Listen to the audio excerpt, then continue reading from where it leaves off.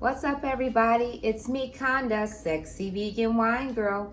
And on today's show, we are going to get right into some questions that we had asked on social media. That would be my Facebook page and my Instagram page. So I can't wait to dive in. I am super duper hungry, and we've got a really nice, soulful dinner prepared by moi.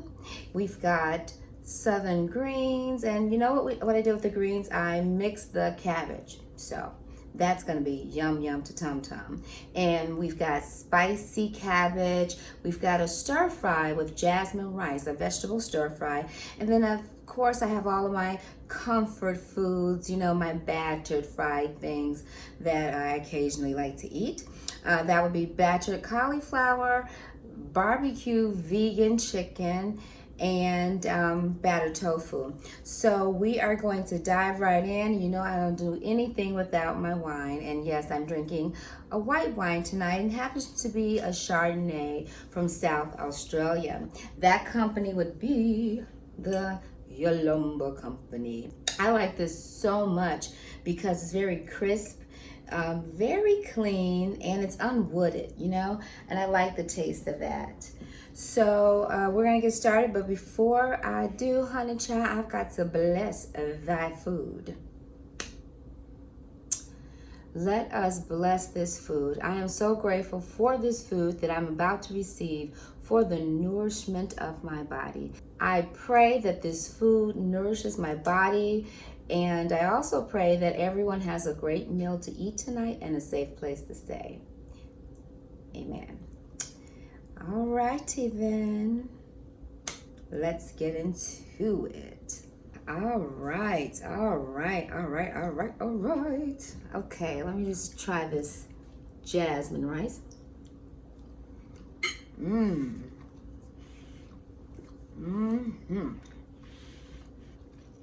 Oh God. Oh my God, that's great.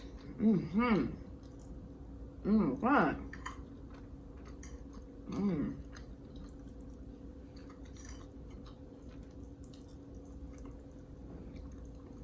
I really cooked that rice to perfection.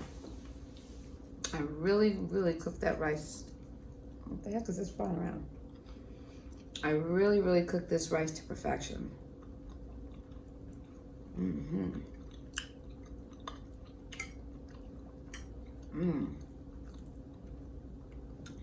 You know what? Greens, guys. Gotta get your greens in.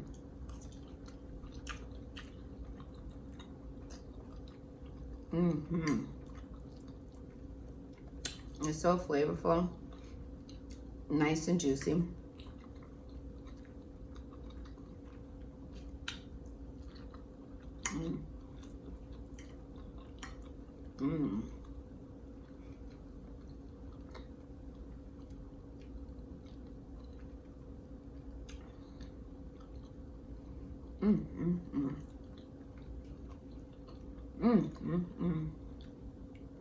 Okay. Spicy cabbage.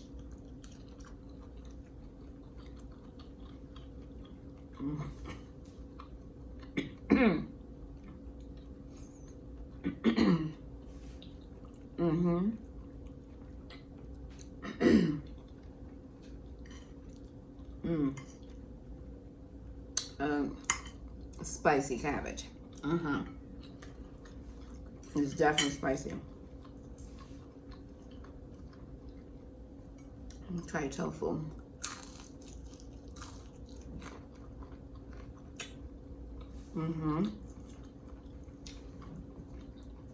Of course, I love my hot sauce, so.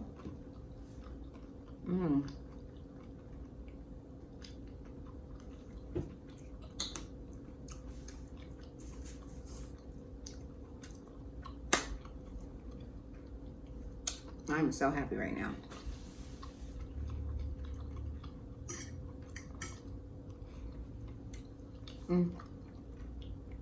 I was a little heavy-handed on the spice for the spicy cabbage, but I mean, you call it spicy cabbage because it should be spicy, and indeed it is.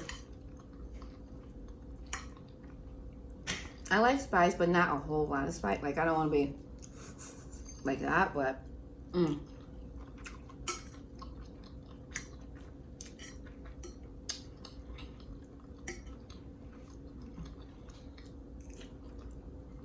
Mm, mm, mm, mm, mm.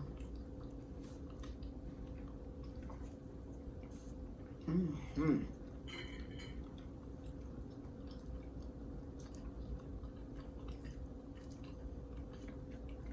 Mm.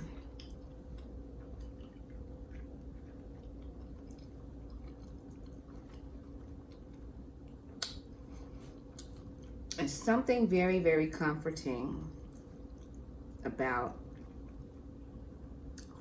fried foods. I mean, when I do have a taste for fried foods, at least I don't hard fry them, and I use the best oils. But I just got a brand new air fryer, so I'll be doing more air frying. It's so much more healthier for you anyway.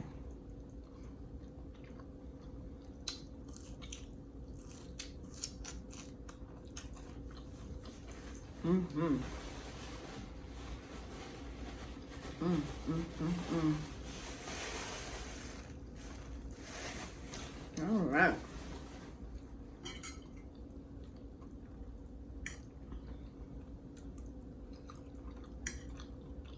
This is really a nice combination. I mean, everything complements itself.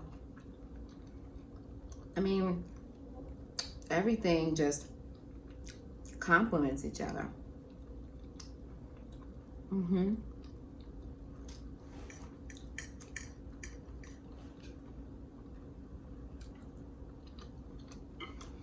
All right. Let's get to our questions. Mm. Okay, this is a very great question. This question is from my girlfriend and Facebook friend, but I actually know her personally, Yolanda Logwood. She asked the question, how do you handle it when your close friends don't get along, like they really don't play well together, and then you have to play the referee?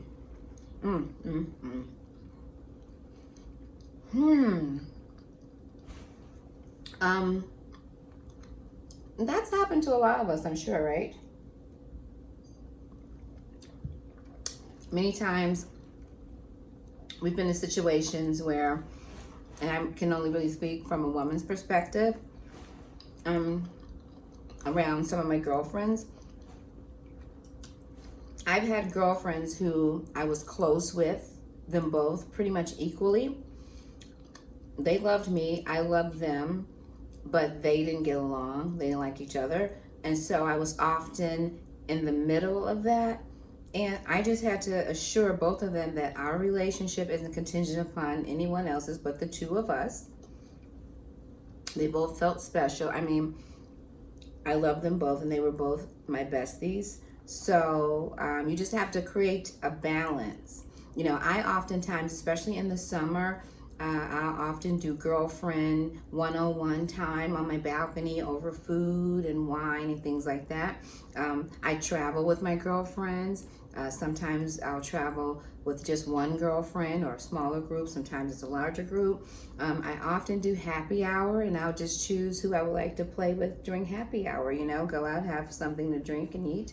So I think that everyone is often fighting for a position in your life. So, you know, we're humans. People can get jealous of each other, and, you know, they may feel like you like one more than you like the other, you know, kind of like your children.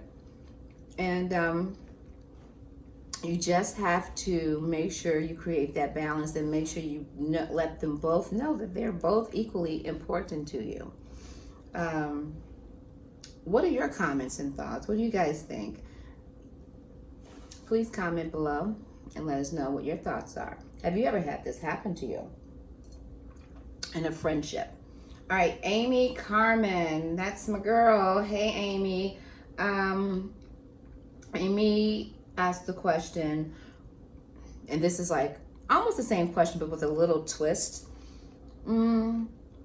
What do you do when you cannot stand your best friend's significant other? You don't get along with your best friend's significant other. You absolutely hate their guts. What do you do when that occurs?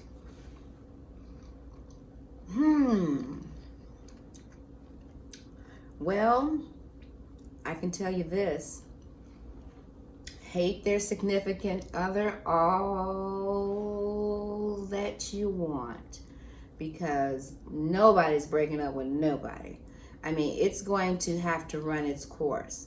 So until your friend can see that this person isn't the one for them, because what actually occurred is that Amy says she's going through this right now, and basically her best friend's boyfriend did some foul play, like totally treats her bad, and she continued to stay with him.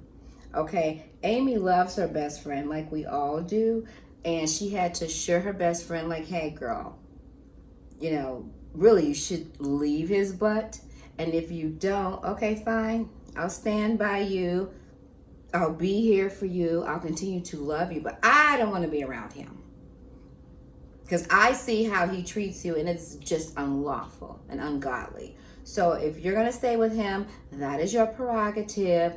However, I don't want to be around him, right? And either we hang out one-on-one or we don't hang out at all. Now, that is how Amy feels. And, you know, she didn't really go into detail, but she said enough to let me know that it's something not right going on in that relationship. And she knows it. And Amy doesn't appear to be a phony person, so she's like, well, hey, I'm not gonna stick around for this shenanigans. That's your man. Okay, fine. He's not mine, and I don't have to spend time with him. Okay, I get that.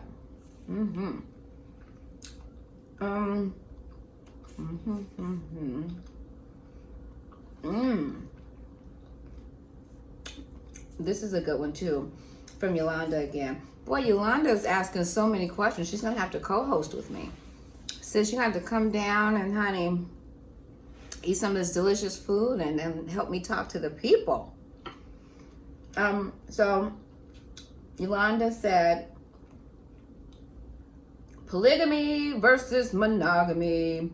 Why do people ignore that there were a lot of polygamous situations in the Bible? Ooh.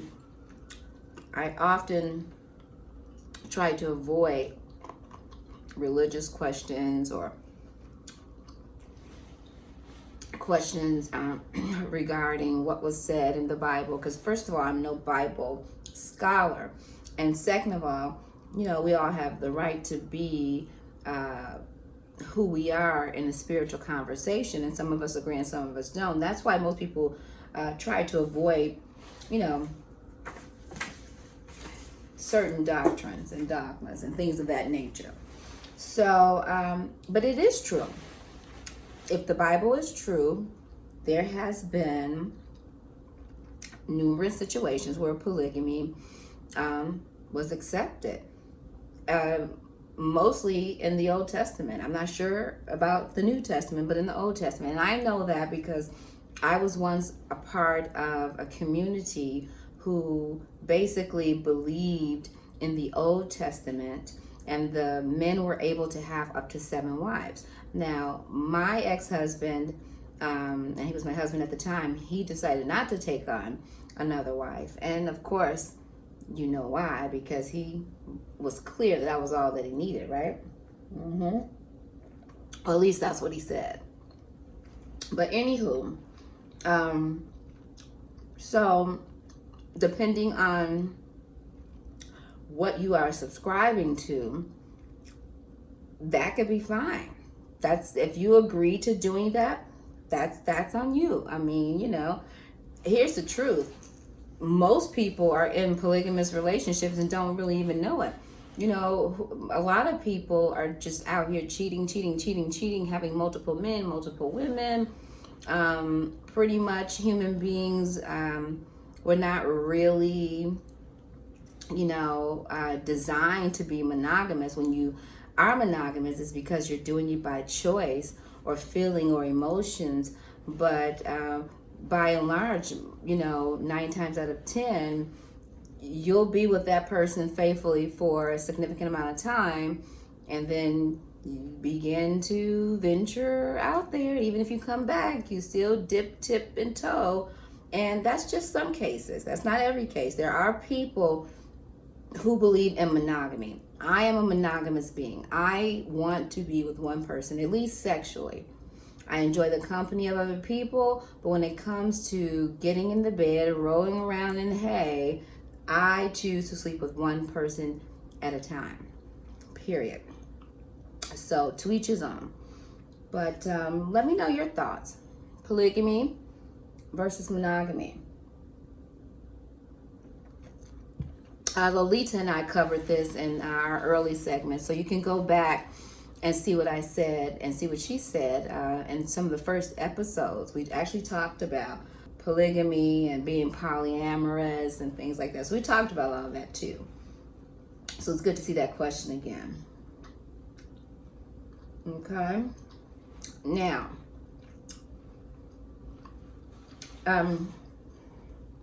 Yolanda also, she's going on and on with her questions. I love her. These are questions that get you going, It's making you think, people, and that's what we want. This show is a variety show. It's entertaining, it's funny, it's fun, it's informative, and, it gets you thinking. When it comes to competitive sports, should transgender people compete at the gender they were born as or at the gender they became? I'm going to answer that, but first I am going to have my son answer that because he is a gay male. He is not transgender, but he is a gay male, and he has a perspective, and I'm so interested in hearing what he has to say about it. This is Marquise of Love Vibrations. That is who he is on social media, YouTube.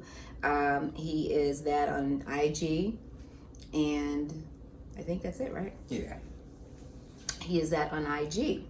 So, all right, son, take it away.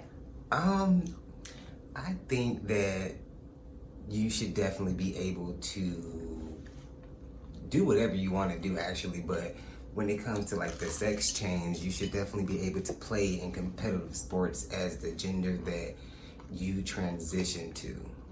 Mm-hmm. That's just my perspective on that. Okay. Because it's like, if I was a woman and I transitioned to a man, am I still going to use like the women's bathroom? Like, so, yeah. Now that is a really good point. Okay. Yeah, and I don't buy into the whole women are just so weak, and like I really don't buy into that, because I've been around some very strong women, like physically strong. So I think it's just like conditioning. That's what it is for me. Okay. So that's very good. And that's okay. So that's a different perspective. And I actually am glad I let you answer that first, because, it caused me to think about that a little differently. Because for me, I guess I understand, I was born a woman. And if I'm next to a man and I try to wrestle him, I don't believe I'll be able to win. By and large, men are more stronger than women. And so I would think that if a woman was born a woman and she transitioned into a man, and then she wanted to play football, like, I don't know if she would be physically able to compete competitively with the other the other men. Now, I could be wrong about that. Please educate me, guys. Please give me your thoughts about that. But at the same time, I have learned to understand that if someone has transitioned into another gender, they are completely relating to that gender. That is who they identify themselves as. And they should be able to walk inside of that role. So you mentioned, should a woman who was born a woman, but she's now looking like a man because she has transitioned into, becoming a man, should she go to the men's restroom still? Or should she go to the women's restroom? So that, I guess she shouldn't go into the women's restroom looking like a man, because if she really looks really good, like sometimes you can't tell who's who and who was born what sometimes because they're looking so good. So now you are alarming and offending and scaring the women who think you were born a man, not really realizing that you transitioned into who you are today. So wow, that's a very, very I can see how that can be controversial. I can see how, please guys, let's comment on that. I like to hear your thoughts and see where everyone else is around that. So and I guess if that's who they identify themselves as at that particular time, I guess you shouldn't discriminate. I have to give it more thought and everything, but just hearing it at first blush, if someone wants to be and identify with the other side that is within them and they operate as such, then they should continue to operate as such. They should be able to wear a dress if they want to. They should be able to be everything that they want to be inside of who they identify themselves as. Okay. I know a lot of people are gonna have something to say about that. But comment below. Please comment below.